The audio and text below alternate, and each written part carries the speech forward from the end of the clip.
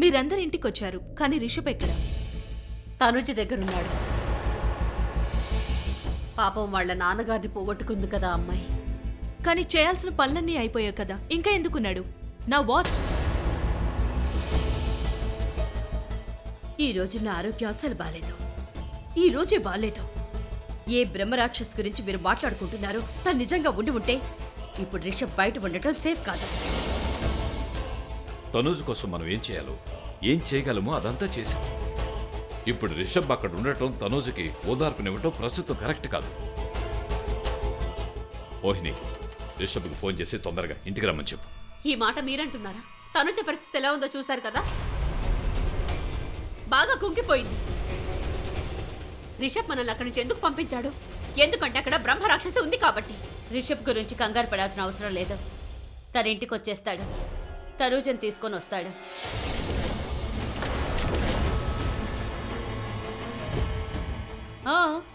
తను ఇప్పటికీ రిషబ్ భార్యే కదా, అందుకే ఇది రిషబ్ బాధ్యత. తనని జాగ్రత్తగా చూసుకోవడం, తనకి ఓదార్పునివ్వడం. ఈ విషయంలో ఎవరికి ఏ ప్రాబ్లం ఉన్నా వాళ్ళ ఇంట్లో నుంచి వెళ్ళిపోవచ్చు. నేనెవరిని ఆపను. జయంతి అమ్మమ్మ, మీరింట్లో అందరికంటే పెద్దవారు. అలా అని రిషబ్ని బలవంతం చేసే అధికారం మీకు లేదు. ఇంట్లో పెద్దదానిగా నేను చేస్తున్న పనికి నువ్వు కంగారు పడుతున్నావు కదా, కానీ రిషబ్ ఇప్పుడు ఏం చేయబోతున్నాడో తెలిస్తే దీనికంటే ఎక్కువగా కంగారు పడతావు. చూడు, నేను తనని ఏ విషయంలో బలవంతం చేయాల్సిన అవసరం లేదు. రిషబ్ తనకి తానే చేస్తాడు. రిషబ్ నాకు ఫోన్ చేసి చెప్పాడు వాడు తనుజాని ఇంటికి తీసుకురావాలనుకుంటున్నానని. ఈ ఇంట్లో తనని ఉంచుకోవాలనుకుంటున్నానని. ఎందుకంటే బ్రహ్మరాక్షసి కేవలం తనుని చంపాలనుకుని వెంట పడుతుందని. ఇంట్లో ఇంతమంది ఉన్నాం, అయినా ఆ రాక్షసి కేవలం తను మీదే దాడి చేసింది. అందుకే ఆ రాక్షసి మళ్ళీ ఎప్పుడైనా సరే తనూజ మీద దాడి చేస్తుందేమో అని భయం. అందుకే రిషబ్ తనుతో ఉండాలనుకుంటున్నాడు. రిషబ్ ఇంటికొచ్చాక నువ్వు తన్నే అడుగు, ఓకే? పద మోహిని.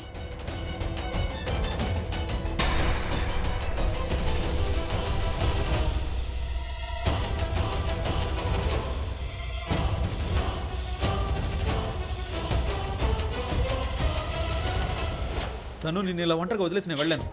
చూడు, ఆ బ్రహ్మరాక్షసి బయట తిరుగుతుంది. అది ఎక్కడ తిరుగుతున్నా సరే నాకేం భయం లేదు ఋషి. ముందు నువ్వు వెళ్ళి ఇక్కడ నుంచి. నువ్వు చేసే సహాయం నాకు అవసరం లేదు. ప్లీజ్ దయచేసి తలుపుతి. ఇక్కడ నుంచి వెళ్ళిపో ఋషి, ప్లీజ్ వెళ్ళిపో ఋషి. నా గురించి ఆలోచించాల్సిన అవసరం లేదు. నేను చచ్చిన బ్రతికినా నీకెందుకు చెప్పు. ప్లీజ్ మొండిగా బిహేవ్ చేయకు. ఒక్కసారి తలుపుతి. నువ్వు ఇలా ఒంటరిగా ఉండడం అంత మంచిది కాదు. నువ్వు నాతో వచ్చేసాయి ప్లీజ్. ఇంటికి రా. తను రాక్షసి బయట ఉంది. తను అంతం చేసేంత వరకు నువ్వు మాతో పాటే ఉండాలి. తను ప్లీజ్ దయచేసి తలుపుతి. నీతో కలిసి ఉపాయాలు ఆలోచించాల్సిన అవసరం నాకు లేదు. నేనేది చెయ్యాలనుకున్నా ఒంటరిగా చేయగలను. నేను ఒంటరిగా ఉంటాను. నీ సహాయం నాకు అవసరం లేదు. ప్లీజ్ ఇక్కడ నుంచి వెళ్ళిపో. నేను వెళ్ళను. నేను వదిలేసి నేను వెళ్ళలేను. ఇక్కడే ఉంటాను. రాత్రి అంతా ఇక్కడే ఉంటాను. జీవితాంతం ఇక్కడే ఉంటాను. తీ తలుపు తీ. Open the door please.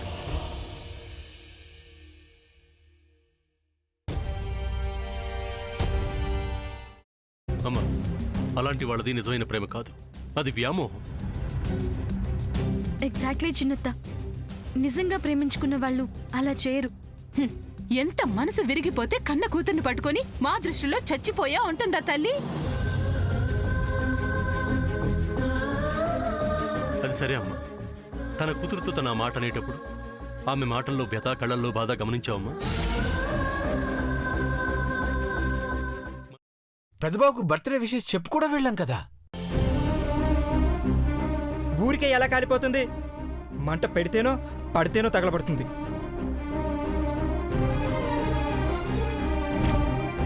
Correct చిన్నబాబు, నీకొచ్చినట్టే నాకు డౌట్ వచ్చింది.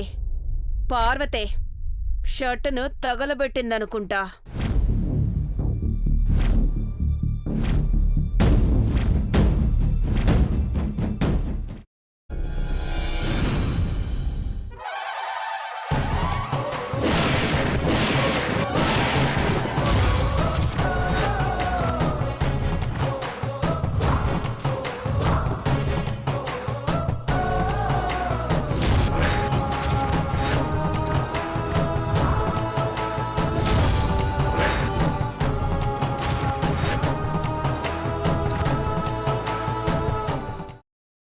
తర్వాత పొట్టు తీసేసి చాప్ చేసి పక్కన పెట్టుకోవాలి.